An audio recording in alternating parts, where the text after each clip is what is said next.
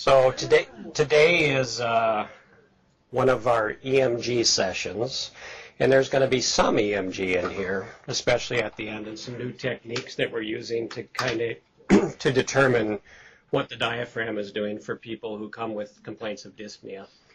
This is actually a case I'm going to present. I just saw a couple weeks ago. It's a pretty long and complex case. Took a while to come to the diagnosis, but in this condition that we're going to be talking about, that's not unusual at all. So I am going to be talking a little bit, not in any detail, about the diaphragmatic pacing system again. And for this condition, it's actually not approved. The diaphragmatic pacing system is currently approved for spinal cord injury and through a humanitarian device exemption for ALS. But for the condition we're going to talk about, it's not yet approved, so it's an off-label use.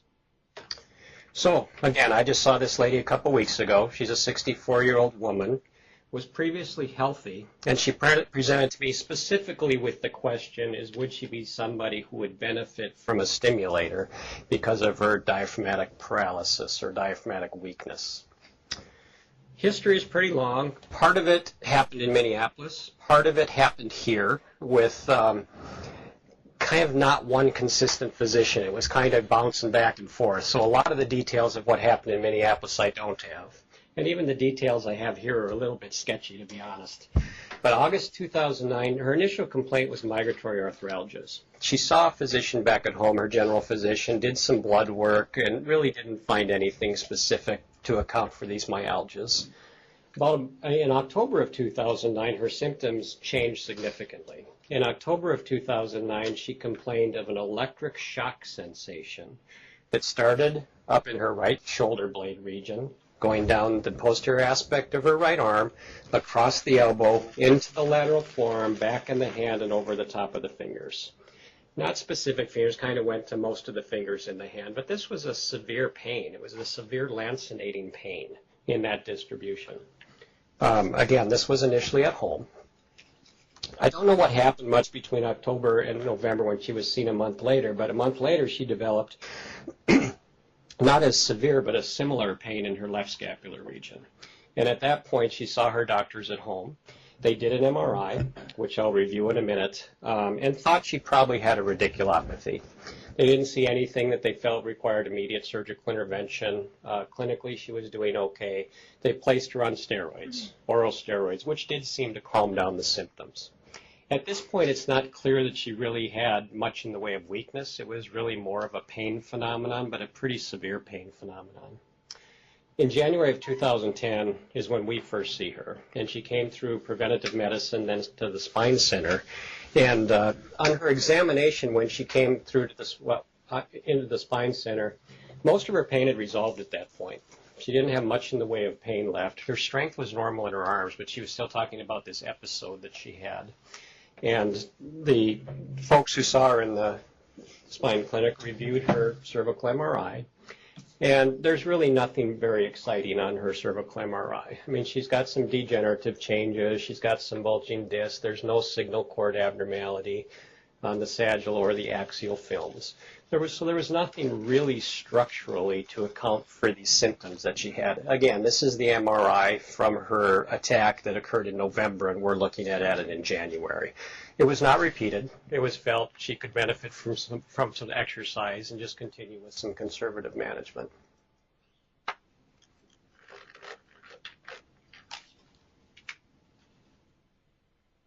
March of 2010, she developed shingles. And she developed shingles again, this time on the right side, going down the anterolateral aspect of the arm, stopping just distal to the elbow. So she develops a very classic shingles pattern.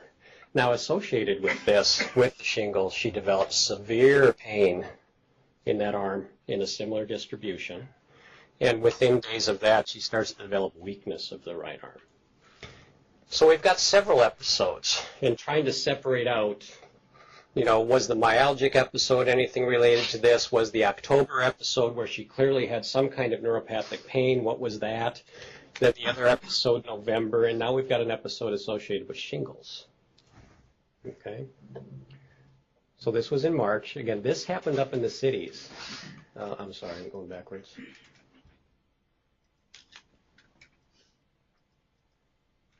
had another MRI scan done, and again, this is really unremarkable.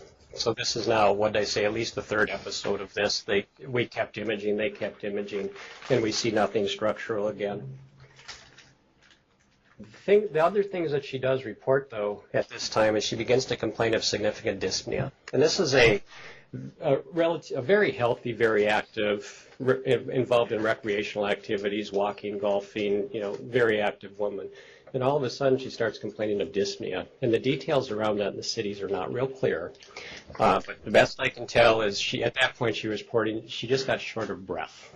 When she was used to going out and walking her a couple miles, and she got short of breath and wasn't able to do that as well, and would become very fatigued at the end of the day. So they did a sleep study and diagnosed her with sleep apnea. They diagnosed her with some central hypoventilation and put her on a CPAP machine. That didn't seem to do a whole lot. Additional history we get now when we talk to her later when she comes back is she has significant difficulty lying flat.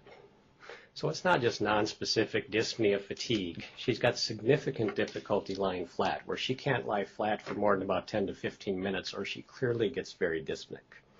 Increased dyspnea with activity. And she's also reporting this right arm is really still weak, and not only that, it's probably getting weaker. The pain, again, is not as much of an issue. The pain is there, but the arm is getting weaker. Okay, so what did the last bit of information add? We're talking about dyspnea, so what does that tell us? Dr. Pilko. What do you think of when somebody can't lie flat? Heart failure. Heart failure, sure. There's no evidence of heart failure. She doesn't have any edema. There's no evidence that she has any heart failure. Diaphragmatic, and that you don't have the gravity assisted. Right. So it's a little different than what we talk about. Remember, you guys are kind of focused on the spinal cord part of this. A spinal cord injury actually does better when they're lying flat because their diaphragm is working. It's the abdominal that's the problem in that. Versus somebody who has a diaphragmatic paralysis but the rest is working, they actually get very short of breath when they lie down. Okay, and most people you see with severe diaphragmatic weakness, generally bilateral diaphragmatic weakness. If it's unilateral, they may not be very symptomatic. That may be picked up incidentally. But with bilateral diaphragmatic weakness, people get very short of breath when they lie down. Okay, so people come into the EMG lab for this workup, and we walk into the room, and they're sitting up.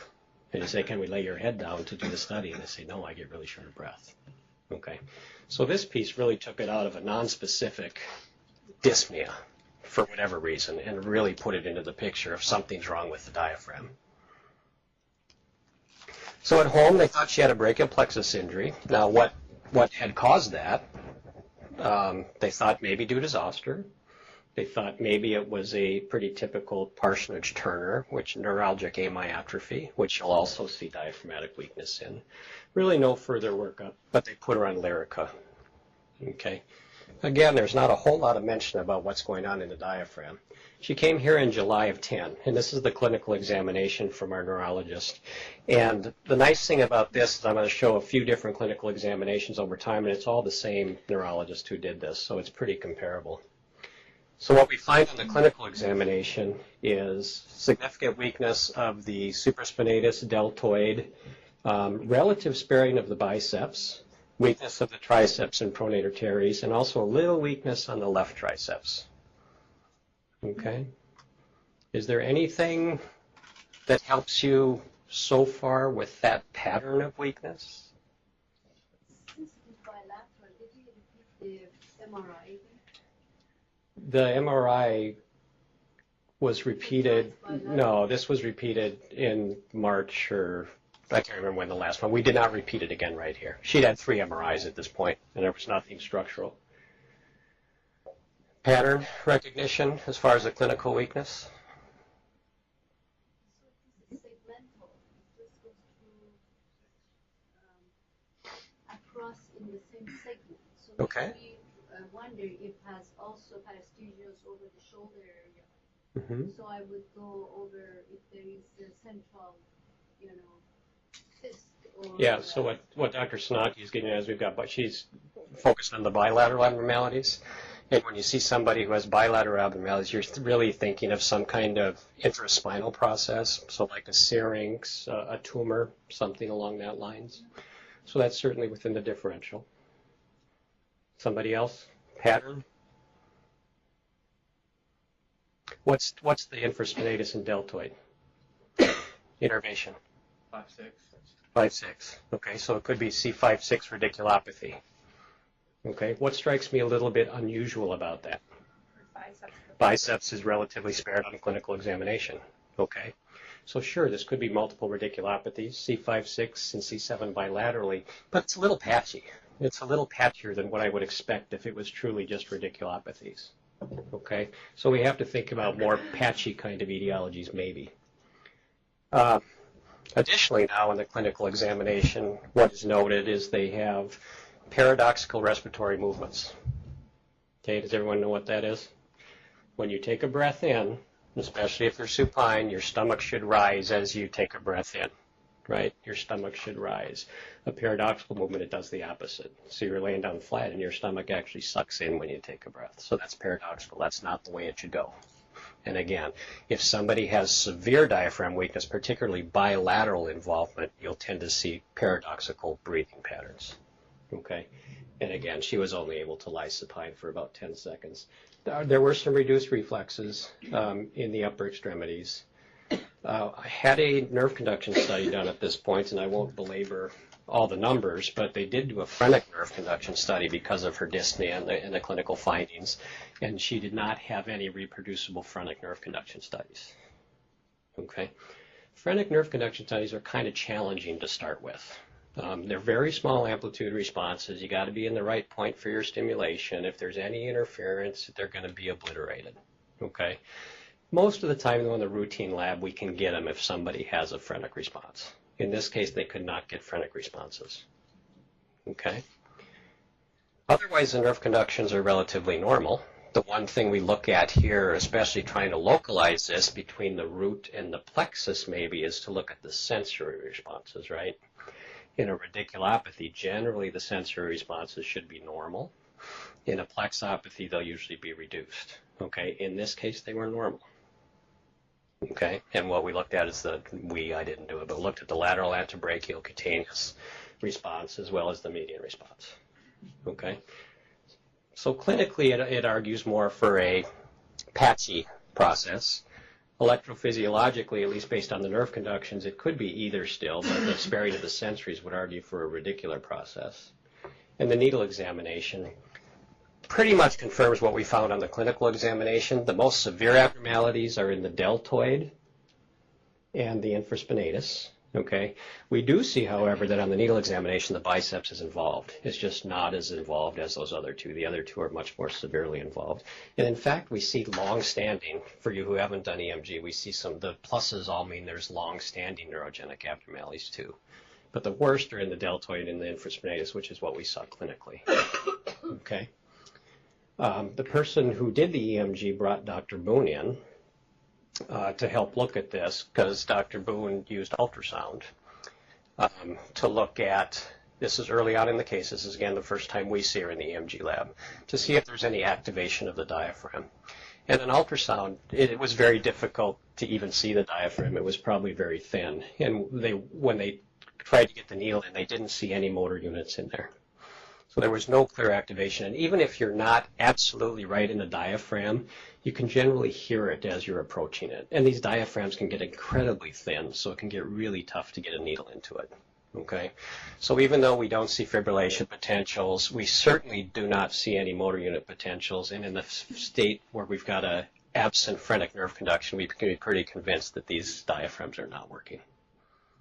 Okay? So that's where we're at. And that's the conclusion actually made by the electromyographer in this case also included a lot of clinical input. Based on the EMG alone, you really don't know for sure whether this is at the root level or whether this is multi or patchy at the plexus level. Remember, even a Parsonage-Turner can be patchy in a lot of different areas. It's always patchy, but you can even have some root involvement. Okay, so what the electromyographer did in this case was really took in the clinical history too of having probably at least 3 episodes of this. One granted associated with zoster, okay, but having several episodes of this, and felt that this was much more consistent with a idiopathic brachial plexopathy or a neuralgic amyotrophy. Okay, can we say that for certain? No. I mean, there's no test to really prove that for certain. Could this have been due to the zoster directly? It could have been. Usually that happens more at the root level, but Dr. Jones just published an article recently that said that can happen at the peripheral nerve level as well. Okay, so it could be either one. Could it be this is somebody who does have recurrent brachial plexopathies, idiopathic brachial plexopathies, and the zoster triggered one? Seems more likely to me, although we don't have a clear answer. Okay. This is her chest x-ray, and it's pretty obvious that on that left side you've got a significant elevation of the hemidiaphragm. And these are her pulmonary function tests.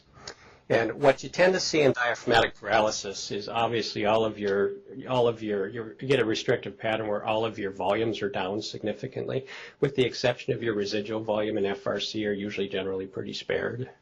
And when you look at the pressures, you're looking at the inspiratory and the expiratory pressure. Okay, and in this patient population, the inspiratory pressure is going to be significantly impaired. They don't have a diaphragm to draw it in, but their expiratory pressure is usually pretty good, because they still have their abdominals and other muscles to breathe out. Okay, and that's the pattern that we see in her. This is an article that would be worth you pulling and taking a look at. It's a really nice review of diaphragm dysfunction that was in the New England Journal of Medicine in 2012, just recently. And it's pretty basic, but it has some very nice points about things you should look for, how you work it up. This is just a table that comes from that article, really looking at what's the differential diagnosis of somebody who has diaphragmatic weakness. Okay, I've talked about this before as a group with you when it comes to like spinal cord injuries, where in that case we're really looking at what's happening at the spinal cord level, not at the lower motor neuron level. Okay, and those cases we've obviously talked about are PACER candidates. The second group we're talking about more recently now is the ALS population, which now that's at the enter horn cell, so it's the start of the lower motor neuron pathway. And there is evidence in a study, large study by Dr. Anders, that show that it does appear to prolong life by 9 to 16 months. Okay, a little hard to understand exactly how it works because you're having axon loss. So why should things be stimulated? And I can't entirely explain that, why that happens. So in this case, we're talking about something, again, that happens at the lower motor neuron. And the most common things that happen at the lower motor neuron, I think, are in that third box. The one that they forget to tell you about, which is probably the most common, I see it's not on the list, is iatrogenic injury. So somebody who has a cardiac surgery, whether from trauma itself or from the cardioplegia, can get phrenic neuropathies. Okay. In this case, we're thinking that this is probably from a neuralgic amyotrophy is the cause for this. But again, as you go for the differential, when you see these, you have to think of things at the muscle level. Could it be myopathy? Acid maltase deficiency is a common reason to get dyspnea. So that kind of myopathy, or could it be a neuromuscular junction defect? Okay, so the differential is fairly broad. She came back in November, so July to November. There was a little worry here that her biceps was maybe a little bit weaker. On the EMG, nerve conductions were performed at that time, and now it looks like on the one side, anyway, on the right side, there is a very small amplitude response. You see how small these are? If you look over in the column, it actually says 0. That's because it's greater than 0.01, but it doesn't reach 0.1. So they're really small responses. And you can't be absolutely sure in this case whether or not it's really there. And on the other side, we did not get a response. So on the left side, which had the really high elevated diaphragm, we couldn't get anything, but it looks like there may be a little recovery on the right. Needle examination was really improved more than anything else. It reassured us that that biceps was probably not really increased weakness or a recurrent episode. She really didn't have any recurrent symptoms. EMG showed that there's less denervation, more reinnervation, so it looks like we're in evolution that you would expect from a denervating process. Last clinical examination was January of 2011. Now the biceps is clearly stronger. The triceps seems to have resolved on both sides. Still weak in the external rotators and the deltoid, but getting better. additional diagnostic workup. At this point, they were looking for either cancer or a perineoplastic process, both of which could cause this. They did do a CSF, which was negative, and they looked for, start looking for zebras at that point too. So you're looking for heavy metals, you're looking for vasculitis, looking for sarcoid, all those kind of conditions, and there really was no evidence of that. So it appears that overall, over the months, she is gradually getting better. However, she's still very dyspneic. When I talked to her now couple weeks ago, she says, yes, I'm a little bit better. I can walk a little bit further. I have to wear BiPAP at night, so she went from CPAP to BiPAP because BiPAP wasn't cutting it. But even with her daily activities, by the end of the day, she's shot, and she can't go on her longer walks that she used to do. And one of her huge worries, her biggest worry, is what happens if I get pneumonia or something? Would I survive that? Which, is a real question. That's her biggest worry. Could I have a huge setback if I got sick? Because my diaphragms just don't work right. Did the card picked up? Not yet. No, Nope. not till after 1. Nope. Okay. So what else can be done? So this is the question that came to me, and we're going to talk a little bit about some of Dr. Boon's stuff too. But the question that came to me is, could we consider a diaphragmatic stimulator? First of all, let's talk about what's the long-term recovery of somebody who has this. So neuralgic amyotrophy, Parsonage-Turner, idiopathic brachioplexopathy, whatever you want to call it, does present with diaphragmatic weakness, not infrequently. Oftentimes it's unilateral, so again, you pick it up more as part of your chest x-ray and not symptomatically, but it does cause bilateral phrenic neuropathies in some people. Not a huge percentage, it's probably about 3% of people that can cause a phrenic neuropathy. Okay. What happens to these is most of them get better. This is a study that looked at 14 patients that had bilateral diaphragm paralysis, and they did mostly functional tests looking at pressures. This didn't use compound muscle action potentials. It didn't use needle EMG. It really looked at pulmonary function tests just through standard breathing, and also they did something with magnetic stimulation where they stimulated the spine to fire the phrenic nerve, but what they recorded with that was a pressure measurement, not actually what the diaphragm was doing. Okay? So they enrolled these patients who were 2 to 11 years post the event, and of the results, which was a little surprising to me, is it took forever for these people to get better if they were going to get better. So one of the patients got better within 2 years. And even of these two that completely recovered, one of them took 2 years to see that, and most of the rest took 3 years or more.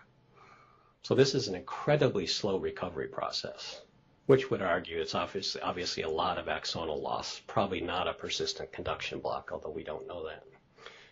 10 of the 14 had some recovery, but of those 10, 7 recovered within 50%, and the remainder were still less than 50% with functional impairment.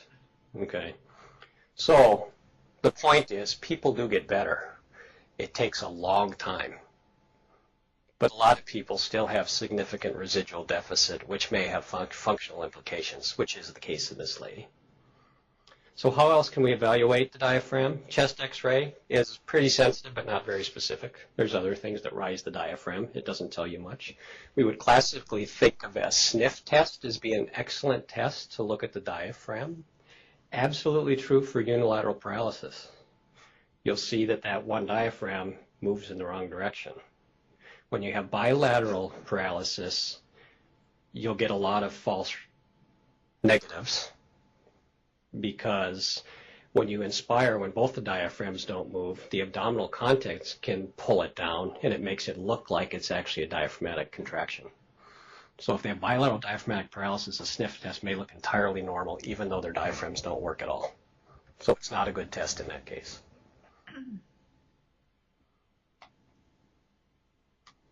This is not this patient, and I've showed this slide in another talk before, but this is what a normal sniff test would look like. Okay, so you see the diaphragm dome pull down, and then on the opposite side, when they take a breath, you see the diaphragm come up. Okay, so that's a paralyzed diaphragm on that side. I do want to spend a little time on this slide. I know it's very busy, and again, this is from that article in the New England Journal of Medicine, and your treatment decisions about what you're going to do with these does truly depend on whether one is working or neither are working. Okay, your treatment options are different. They present symptomatically different, which I already talked about. Someone with unilateral paralysis may not have much in the way of symptoms. You pick it up incidentally. Somebody who has bilateral will usually have very significant dyspnea. When we start to look at the capacities, there are some values that hold up here. If somebody has a vital capacity less than 50%, they probably have bilateral paralysis. If they have it between 50 and 70, it's probably unilateral. If they have greater than 70, they probably don't have any diaphragmatic paralysis. So just looking at your routine pulmonary function tests, you can pick that up. The other big way to pick that up is, again, when you lay somebody supine. If somebody drops significantly with their pulmonary function when you lay them down, they've got diaphragmatic weakness. If they drop greater than 30 to 50%, it's very likely that they've got bilateral diaphragmatic weakness. Okay, so it's a pretty sensitive indicator. When we also look at pressures, you look at pressures less than 40 in inspiratory pressure, they probably have bilateral. Between 40 and 70, they probably have unilateral. Greater than 70, it's probably normal. Okay, so there's a lot of data in this chart, but it really does help you clinically based on your pulmonary function and even symptomatically to separate out what's going on with these. Okay. Treatment, unilateral diaphragmatic paralysis, if it's not getting better and they're symptomatic, the primary treatment for that is plication. Does everybody know what plication is? It's basically taking all the floppiness out of that diaphragm that's not working. Because if the diaphragm's not working, you take a breath in, it's going to pull up into the chest wall and it's going to reduce your ability to inflate your lungs. If you take all the floppiness out of that diaphragm, so basically take the middle and pull it in and then tie it up to make it really tense, that diaphragm stays in that position, and when they inspire with the other side, they'll actually fill both of their lungs better. So plication is just tightening everything up. Pretty simple thing to do. For bilateral, it doesn't work because you still don't have anything to inspire with. Okay? So there's not a lot to do with bilateral. Dr. Boon's going to talk about this a little bit, but another way you can maybe look at these, and what she's done some studies on at this point, is to look at actually what's happening with the diaphragm under ultrasound. Okay, this is a study that showed that the normal diameter, the lower limit of normal thickness for the diaphragm is about 2 millimeters. And when you take a breath, that should increase by about 20%. Thickening. It should get thicker by 20%. And you can use that kind of criteria to see if the diaphragm is working. We're really picking up on this now because it's something that's really easy to do. It's really non-invasive. You're not sticking needles in people if you don't have to. And we're collecting some really good data on using ultrasound for diaphragmatic function. And this comes out of the same article as well. She did have a repeat EMG done. This was by Dr. Boon. And on this EMG, which was just done in July, I guess it's been more than 2 weeks since I saw her. It was in July that I saw her. Now she clearly on the right side has a compound muscle action potential. There's really not much of a question about this. She's got a very reproducible response. On the left side, however, we still don't get anything. You may argue something's coming in there, but that's so low amplitude. Okay. You guys remember needle examination? Mm-hmm. So this is the left diaphragm, and what we're going to be looking at in the left diaphragm. So this is done, it's done under ultrasound to find the depth of the diaphragm, and then the needle is passed to that depth. So this is voluntary activity from the diaphragm.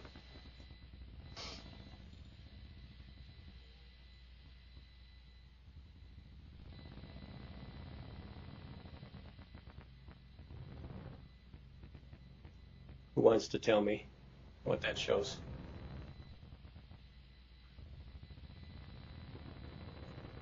Come on. Shouldn't need any more. Dr. So. I am trying to hide. I know you are. This is like mom diver.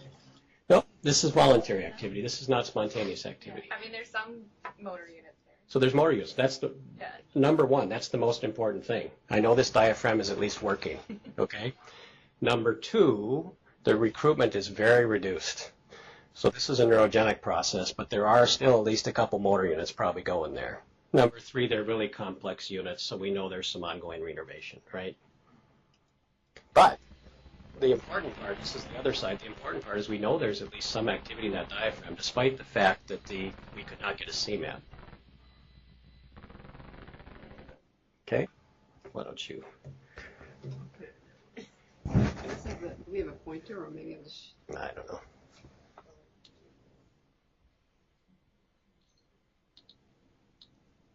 Can you play? Yep. You know. So this is the right diaphragm, obviously. Here. This is a rib. Does everybody see that? So, So the muscle above the diaphragm is the intercostals. So between the ribs itself, there's the intercostals, and then running on the bottom of that, right on the bottom of the rib, is the diaphragm. Okay. so watch that diaphragm part and see if you can see contracting at all. It's not working. Did you double click on it? There we go. Okay, so it actually thickens a little bit. This is the right side where she had more units. As she breathes in and out. So we have not only EMG evidence that diaphragm is working, but at least on the right side we have thickening of the diaphragm. So we know that is a working diaphragm. Now this left side is thinner, this along the bottom here, and it's actually, you can't tell unless you're watching her, but it's paradoxically, it's actually thickening a tiny bit, but it's when she breathes out that it thickens a little bit. When she breathes in, it doesn't. So this we know by the EMG we've at least got one motor unit in there. So we know there's some recovery to this diaphragm. We don't have CMAP. We have a diaphragm that's very thin, extremely thin diaphragm that's really not moving much. Okay? But again, we know there's been some recovery there. This is looking at the diaphragm at functional, so this is at end expiration, and what the markers here are showing the thickness of the diaphragm, and then when they take a breath, so this is end inspiration, and you see significant thickening of the diaphragm. That just shows you in still image what we saw in the video. I'm going to come back to that, okay? Or do you want to say something about it? Well, I can if you want. Let's have JR come in. Is he here? Oh, there he is. Just wait. JR, come up. JR's one of our EMG technicians. He's kindly agreed to show us his diaphragm. We're just going to show you. If you want to move up, please come up and look. Well, no, it's going to go up on the screen. Okay. No, but So you don't need to. So we just need you to strip. Mike, which one do I do? So you want to hit laptop podium or podium laptop? So just and you could just bring it up if you want. I don't know where to do it. Once you...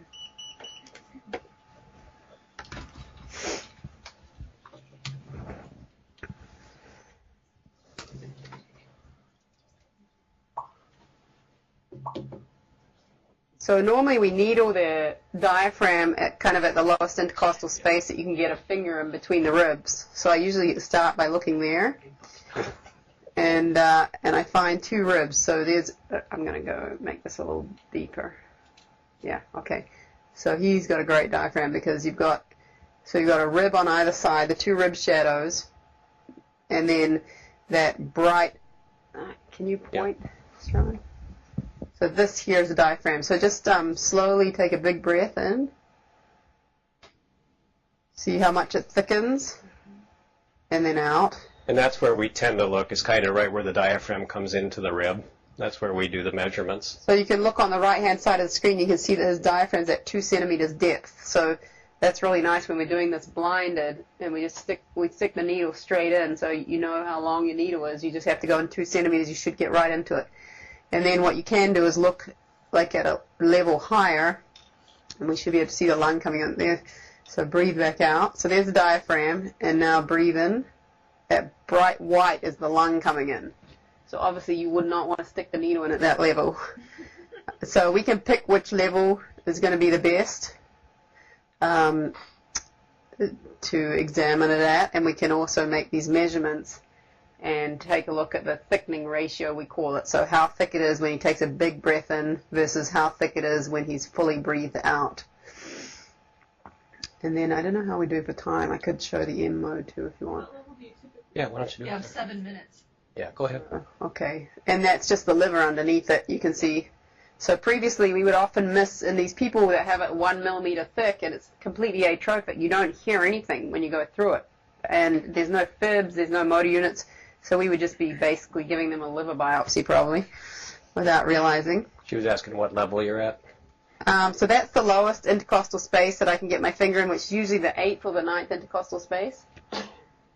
There's one lower than that, but usually the ribs are too close together, so it's hard to get a needle through there. So I'm just going to quickly change to a different transducer.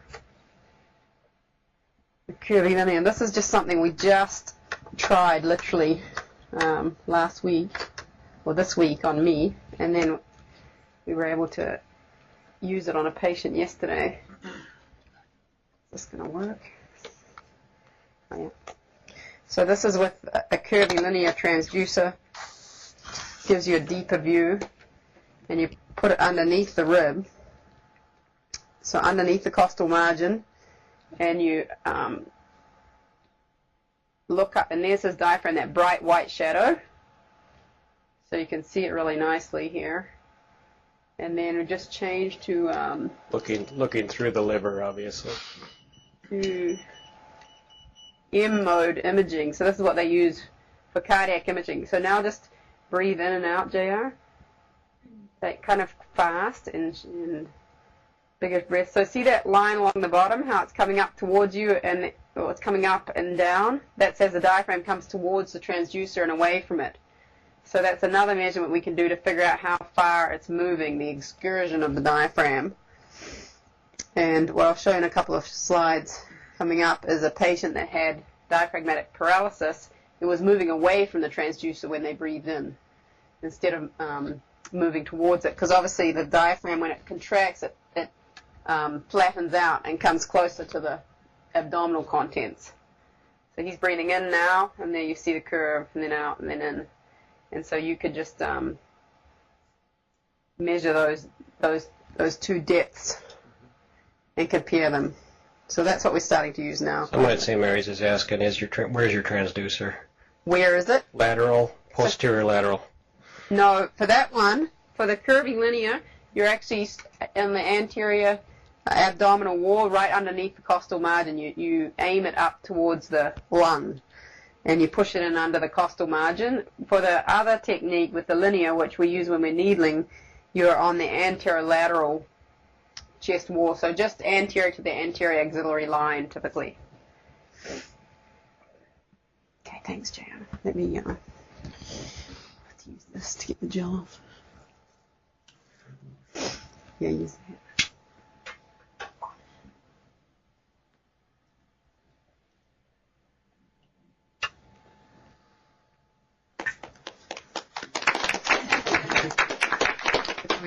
So you will see it. You can just leave that. We'll get rid of it. Thanks, Jer. I think the last... I'll tell you what we're going to do with this person, but... Let me show those two M Yep. modes. Okay, so this is a normal diaphragm where it's this was the guy's right side, I think, and it's coming closer to the transducer as he breathes in. It contracts and flattens and comes closer to the abdominal contents. And then the next slide, you'll see it's actually going away because it's paradoxical. So this is him breathing in. It's flat. It's barely moving anyhow, but when it does move, it actually goes away from the transducer as he breathes in. So it's going up into the lung area.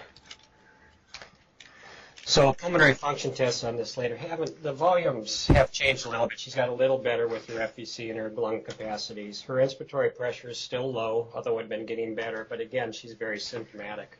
So the question is this somebody we consider pacing? Dr. Anders has 16 patients now he's done. He's the one who developed this system, remember. And what he's done with these bilateral phrenic neuropathies, because there's not a whole lot else to offer them, is if they have... Your conference is scheduled to end in 2 minutes. He takes them into surgery and does, which I've showed you guys before, kind of how we stimulate the diaphragm. He takes them into surgery and he sees if the diaphragm is able to be stimulated. If the diaphragm is able to be stimulated, the electrodes are implanted. If it's not, the electrodes are not implanted. We're hoping that her diaphragms are both going to be stimulatable because we know that she has motor units in there. The question, of course, is if we just gave it time, would it get better? Maybe. In his experience, half the people he brings in don't stimulate, so he doesn't implant. The other half he has implanted, and of those, half of them do extremely well. They get significant functional improvement immediately from putting in the stimulator, which his argument, and may be true, is maybe there is still some degree of a demyelinating or a conduction block component that signal's just not getting through, versus if you stimulate it right at the diaphragm, you're getting a more submaximal contraction of the diaphragm. My other argument is can we condition this diaphragm by doing this and actually make the diaphragm stronger and thicker so as it does come back, she recovers quicker? I don't know the answer to that, but it certainly makes sense. So our plan is to do an implantation or at least an intraoperative stimulation on this lady, and if she does stimulate, we'll implant the device.